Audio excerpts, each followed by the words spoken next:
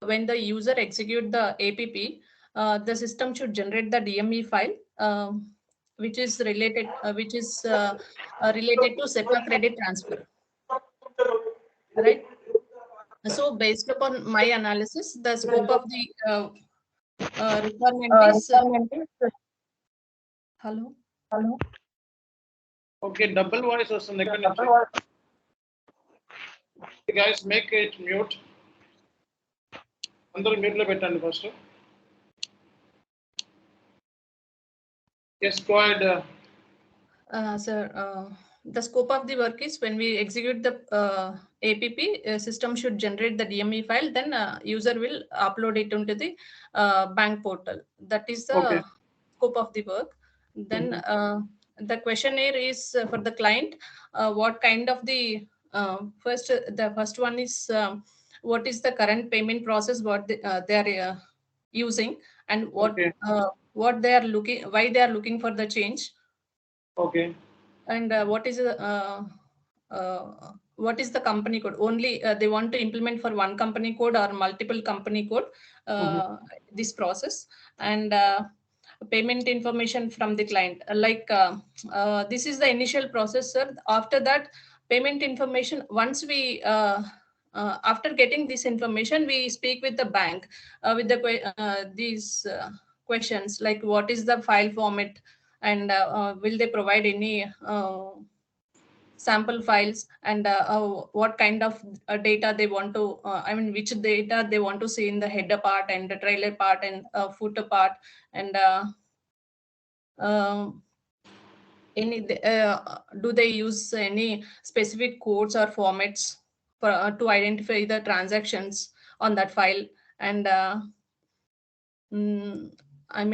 how they are getting the files from the other customers. Are they using any interface, or customer has to upload manually into their portal this information. After getting this information, then we have to get the for the DME file, we have to get the internal information. Like we have 3 segments: header segment, trailer segment, and footer segment.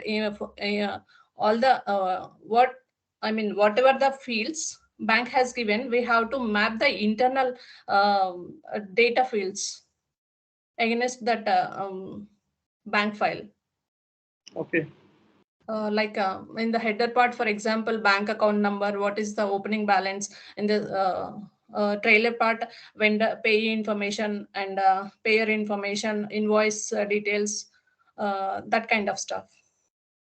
Okay. And client, how frequently they want to use this file. It may be the daily, or once in a week, or once in a month, something like that. And the next one is configuration steps, sir. Configuration steps for SEPA activation. For there is one mandate management we have to activate. To be frank, I don't know what is that exactly, but I searched somewhere. First, I think it is the rule which is given by the European Union.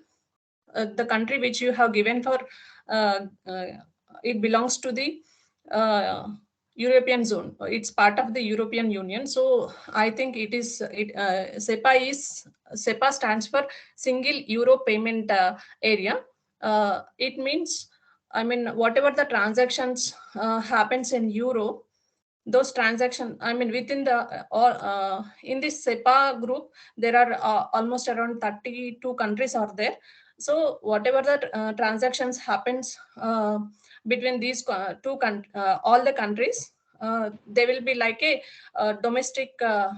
It is more like a domestic transfers only. They won't consider as a like a foreign transactions. Okay. And then for that, then we have to create this payment medium in the transaction code OBPM1, that is a DME format. For that, we have to create the SEPA credit transfer format. Then with reference to that, we have to create the DME tree under the transaction code DME. Then we have to create the variant in the OBPM4.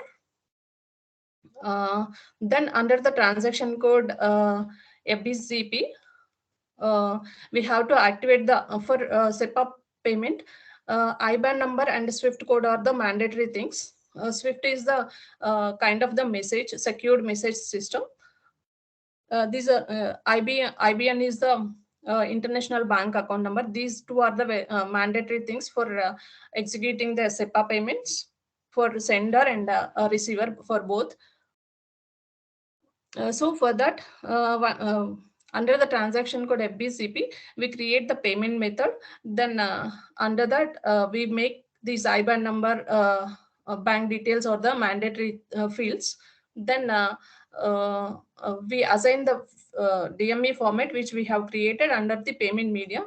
Then after under the permitted destination currencies in the same settings, we have we will give only euro currency, so that system will only allow the euro payments through this transaction through this payment method. Then similarly, as I mentioned, this IBAN number is mandatory for in our house bank also. So we have to maintain that IBAN number and SWIFT code also. Then we have to make sure that in the vendor master also the IBAN number is maintained. This is the processor. Then coming to the tables, when we perform these, first let me explain the testing. When we first we execute the F110 transaction code, then system will automatically generate the XML file based on the settings or text file. But as per the SEPA standards, XML file, we have to generate the XML file. So once XML file is generated, user will upload the file into the bank portal. Then for end user, this is for EU, unit testing. For end user testing, they should have they should check the whether they are vendor payments or not. Then they should post the vendor payments in the transaction code F-43. Then FBL1N, they can check the vendor line items, open line items. So then they can process the F110 transaction code. After that, once they generate the XML file, they upload into the, they can check the file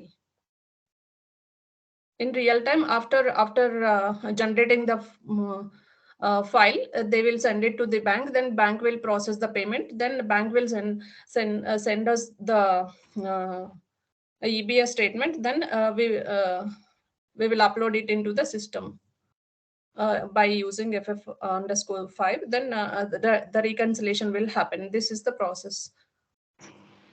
And after uploading the this data, DME data, we can whatever the data we require for developing the DME, we can check that information in the table RUGUH, RUGUP. That's it, sir. Okay, super. Thank you, sir.